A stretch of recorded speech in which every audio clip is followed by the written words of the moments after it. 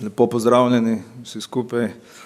V svoji predstavitvi bom najprej podal nekaj v uvodu, za uvod, potem potencial odpadnega asfalta in ponovna uporaba v Sloveniji v letu 2014, nekaj o okoljski in tehnični zakonodaji, ki je veljavna v Sloveniji, in na enem primeru prikazati primer recikliranja asfalta na obratu laže ter zaključek. V uvodu lahko rečemo, da postopki recikliranja asfaltnih zmesi, nekje imamo dva postopka uveljavljanja, po vročem postopku, kjer segrevamo kamene materiale, v hladnem postopku, kjer nimamo gretja kamenih materialov. V Sloveniji sta se uveljavili nekje dve tehnologiji in izvajalci so opremljeni z stroji za izvajanje na licu mesta. V Sloveniji imamo dva reciklatorja in po vročem postopku pa na obratu. V nadaljevanju se bomo osredotočili na ta postopek recikliranja na obratu. Tukaj je prikazan zemljevid Slovenije in asfaltni obrati v Sloveniji v letu 2014 je proizvajalo 18 asfaltnih obratov. Z zelenim krogom so označenih 9 asfaltnih obratov, ki imajo opremo za dodajanje reskanca tam do 20% granulata. Z polnim zelenim krogom pa 4 asfaltni obrati, ki so v letu 2014 proizvajali asfalt z asfaltnim granulatom. Torej v Lažah, v Naklem, v Mariboru in v Murski Soboti. No, kakšen je potencial teh odpadnih bitumenskih mešanic? V letu 2014 je po podatkih Agencije Republike Slovenije za okolje nastalo nekaj manj kot 100.000 ton odpadka klasifikacijske številke 170302, kar pomeni bitumenske mešanice. Po podatkih Združenja asfalterjev Slovenije je bilo v letu 2014 na lokacijah asfaltnih obratov pridobljenih 40.000 ton asfaltnega granulata. Od tega se ga je ponovno uporabilo nekaj manj kot 11.000 ton v asfaltnih zmeseh, nekaj več kot 20.000 ton za nevezane nosilne plasti, bankine in zasipe in ostalo, spravi nekaj manj kot 8.000 ton, je skladiščeno na deponijah. S tem asfaltnim granulatom se je v letu 2014 proizvedlo približno 70.000 ton asfaltnih zmesi, kar predstavlja v skupni letni proizvodnji 1.400.000 ton, 5% vseh asfaltnih zmesi. Kolikor poštevamo, da se na letnem nivoju v Sloveniji zbere približno 100.000 ton odpadnih bitumenskih mešanic, se jih 10% ponovno uporabi po postopku reciklaže na asfaltnih obratih. Taka je situacija bila v letu 2014 in podobna je tudi v letu 2015. Na tej sliki bom poskušal prikazati, kakšna je situacija z okoljsko in tehnično zakonodajo v Sloveniji. Kar se tiče okoljske zakonodaje, velja uredba o odpadkih ter uredba o ravnanju z odpadki, ki nastajajo pri gradbenih delih. Po teh uredbah je za odpadek odgovoren investitor, ki mora poskrbeti, da se pripravi načrt ravnanja z gradbenimi odpadki in poskrbeti, da ta izvajalec, običajno investitor, preda s pogodbo to dolžnost oziroma to obvezo izvajalcu in izvajalec potem mora ali to predelati in porabiti na licu mesta, na gradbišču, ali pa to odpeljati k zbiralcu oziroma predelovalcu gradbenih odpadkov. Imamo dve tehnologiji, kako odstranjujemo asfalt. Najbolj pogosta, najbolj pravilna, najbolj hitra je z reskarjem, kjer se avtomatsko nalaga na kamion. oziroma z raznimi stroji, kopači, bagri, dobimo te plošče, katere se naprej uporabi. No, če pogledamo to spodnjo sliko, vidimo en stroj za predelavo. Po okoljski zakonodaji se predelava lahko poteka skladno z okoljevarstvenim dovoljenjem po postopku R5 reciklaža. Stanje v Sloveniji 2004 je bilo tako, da je imelo 125 podjetij, predelovalcev, pridobljeno okoljevarstveno dovoljenje za predelavo gradbenih odpadkov klasifikacijskega razreda 170302 bitumenske mešanice. Zdaj, ko gradbeni odpadek nastane, ga je potrebno preko določene postopkov spraviti v gradbeni proizvod, da izgubi status odpadka.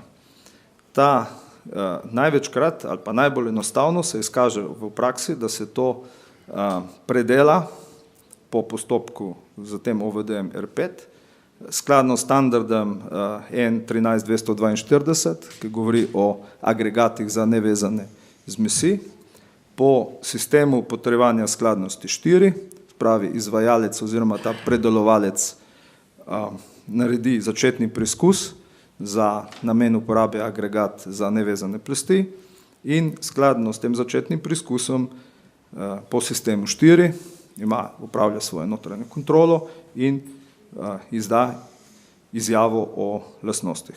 In s to izjavo je prenehal biti status gradbenega odpadka, nastal je gradbeni proizvod in vgradi se ga v nasipne plasti, posteljico ali nevezane plasti skladno z tehničnimi specifikacijami za ceste. In to je največja, bom rekel, uporaba trenutno v Sloveniji, ker je zelo enostavna, tudi stroškovno najbolj učinkovita. Ampak mi, ki poznamo dobro, kar je bilo že prej povedano, dobro stran asfalta, 100% reciklabilen in to v višji kakovostni razred, se pravi, težimo k temu, da bi to delali na asfaltnih obratih. Torej, zato imamo tehnično regulativo, imamo SIST EN 13188, ki govori o ponovno uporabljenem asfaltu. V standardu je predpisano, kaj mora ta izvajalec delati, se pravi, pregledovati deponije, delati preiskave teh deponij in ga tudi označiti tak asfaltni granulat. In potem na samem asfaltnem obratu se skladno s 13.8.20 začetni preizkus, opravi začetni preizkus, tipski preizkus proizvoda asfalta po enem od produktnih standardov 13.108, če gre za nosilne prsti 13.108.1 in upoštevati potrebno tudi naš nacionalni dodatek SIST 1038.1. Ko ta proizvodnja poteka, se kontrola proizvodnje izvaja skladno s 13.108.21, kontrola proizvodnje v obratu. Vgrajevanje poteka skladno s tehnično specifikacijo za ceste 06300 smernice za vgrajevanje asfaltnih zmesi. Tako da tehnično je zadeva urejena, tukaj nam manjka nekje, tako kakor okoljsko gledamo v Sloveniji, kje je ta gradbeni odpadek izgubil status odpadka. Najbrž da pravilno, tako če pogledamo, malo nerodno je, ker 13.108.8 to ne tretira kot odpadek, ampak kot asfalt, kot nek proizvod. Nima pa sistema potrjevanja skladnosti, da bi lahko izdali neko izjavo, tako da preostane nam samo, da asfaltni obrat ima okoljevarstveno dovoljenje. Tako, to je kar glede okoljske in tehnične zakonodaje. Malo bi predstavil, kar smo delali zadnje leto, dve čist na enem postopku v obratu Laže. Obrat Laže ima asfaltni obrat to tehnologijo, ki je bila že prej obeh predavanjih predstavljen, sicer imamo preddozator za asfaltni granulat in se ta granulat preko šaržne tehnice dozira v mešalec. Jasno, da gretje same asfaltne zmesi poteka preko dodatnega gretja ali pa pregrevanja kamenega materijala. Tudi dr. Buc je predstavil podoben diagram. Mi imamo tudi svojo tehnično specifikacijo, ponovna uporaba asfalta, kjer imamo tudi te preglednice. Mi smo se uporabljamo, koristimo te preglednice in vidimo, da se dejansko to tudi tako obnaša. Se pravi, če imamo željeno temperaturo asfalta na izhodu iz mešalca 170 stopinj in da dodajemo 15% asfaltnega granulata, moramo segreti to v bobnu to kameno zmes na 203 stopinje, v odvisnosti od vlažnosti pa je potreba to še dodati. Realne vlažnosti na deponijah in to pokritih deponijah so 3% vlažnosti, zato je treba to dvigati še za dodatnih 18 stopinj in prijemo nekje na temperaturo 220 stopinj. Ampak to velja v nekje letnem, poletnem času, ko so temperature jeseni, znižajo se jasno te temperature še krepko povečajo. Jasno, kaj smo potem še naredili? In sicer naredili smo izračun vpliv asfaltnega granulata na lastnosti rezultirajočega bitumna. Standardi za asfalte predvidevajo, da vkolikor imamo več kot 10% asfaltnega granulata v obrabnih plasteh, za obrabne plasti oziroma več kot 20% za nosilne in vezne plasti je potrebno delati preiskave bitumna. Mi smo tukaj na kar večjih vzorcih realne proizvodnje tudi te preiskave naredili oziroma prvo smo izračunali, imeli smo na deponiji izredno trd bitumen, rezultat penetracije 11 pK85 in prav zaradi tega smo to pogledali, kaj se sploh s takim zelo trdim bitumnom da delati in kako se obnaša.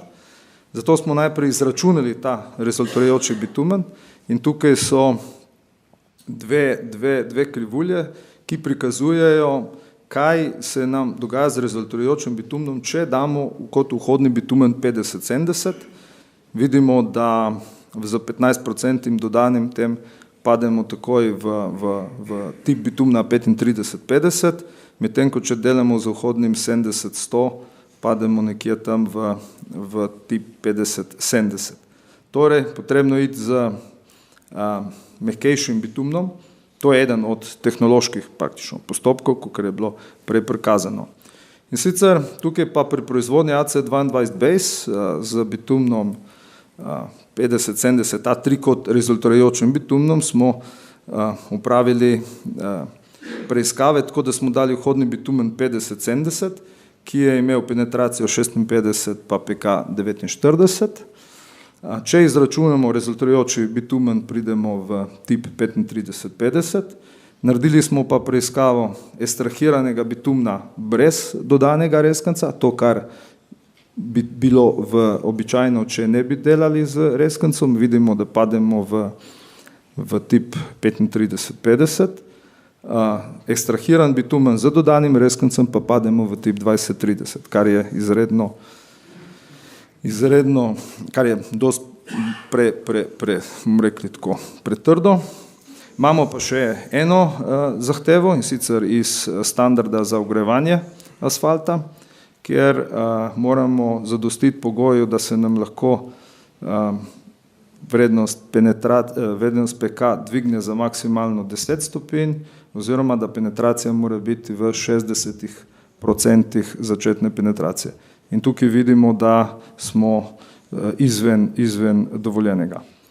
Kolikor delamo z vhodnim bitumnom 70-100, ki ima penetracijo 74 pK47, dobimo rezultirajoči bitumen, ki pade v 50-70 in dobimo ekstrahiran bitumen za 15% rezkanca, ki ima penetracijo 39 pK54. Torej, na tem primeru smo prikazali, da je praktično enaka kakovost asfalta, če delamo z vhodnim bitumnom 50-70 brez dodanega reskanca, ali če dodajemo 15% reskanca in delamo z vhodnim bitumnom 70-100. No, pri vsaki zadevi, ki se pogovarjamo, je povezana z nekimi stroškami, z neko ceno in zmeraj govorimo, ja, ta zadeva je cenejša, ne, pri dodajanju, pa smo se malo poigrali, pa probali res zračunati, kakšen je prihranek dodajanja reskanca v odvisnosti od procenta granulata. Te dve krivulji predstavljajo modra ceno vhodnega bitumna 300 evrov na tono, kar se nekako zdaj vrti, oziroma ceno pred enim letom, ki je bila 500 evrov na tono vhodnega bitumna.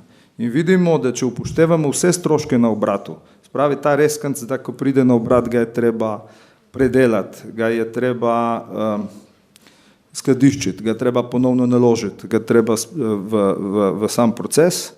Ko upoštevamo vse stroške dodatnega gretja, brez dodanih, recimo z 15% dodanega tega asfaltnega granulata nismo uporabljali rejovinatorjev, pridemo, da je ta prihranek 72 evra na tono oziroma evro 62 na tono, vkolikor je vhodni bitumen cena 500 evrov. Zdaj, če nekje smo probali izračunati, če dodamo večje 30, 50, 100, tukaj so izračuni narejeni na tudi dodatno investicijo v asfaltni obrat v drugi boben in amortizacijo iz tega, tako da tukaj nekako v tem rangu se vrtijo ti prihranki. Treba je še nekaj povedati, da tukaj ni računano strošek prevoza asfaltnega granulata iz gradbišča na asfaltni obrat. Če dela to isti izvajalec, ima ta direkten strošek in če, tako kot smo imeli zadnji primer te sanacije na avtocesti, kjer je bila razdalja 30 km, in če bi vozili na teh 30, in smo vozili na teh 30 km, je to strošek še dodatnih 5 evrov tega materiala, samega po toni, pravi, če damo tukaj 150 kil, je tukaj 15%, to pomeni €1,5 in vidimo, da praktično imamo izničeno to. In to je tudi razlog, zakaj se v Sloveniji uporablja 5 oziroma 10%, ker je enostavno to za izvajalca ne vidi nobenih ekonomskih oziroma finančnih prednosti. Za zaključek, 5% letne proizvodnje Slovenije asfalt z deležem asfaltnega granulata, 10% odpadnih bitumenskih mešanic se ponovno uporabi v asfaltnih zmeseh, dajanje na trg asfaltnih zmesi z asfaltnim granulatom je enako potrebno, potrebno je izvesti začetni tipski preizkus in izvajalec izda izjavo o lastnostih, rezultirajoči bitumen proizvedene asfaltne zmesi z asfaltnim granulatom mora ustrezati deklariranemu tipu asfaltne zmesi. Zaradi tega se na primer priporoča jasno uporaba mehkejšega tipa vhodnega bitumna. Nekako ugotavljamo, da obvladujemo recikliranje asfalta tam do 15% asfaltnega granulata za nosilne plasti s cestogradbenim bitumnom.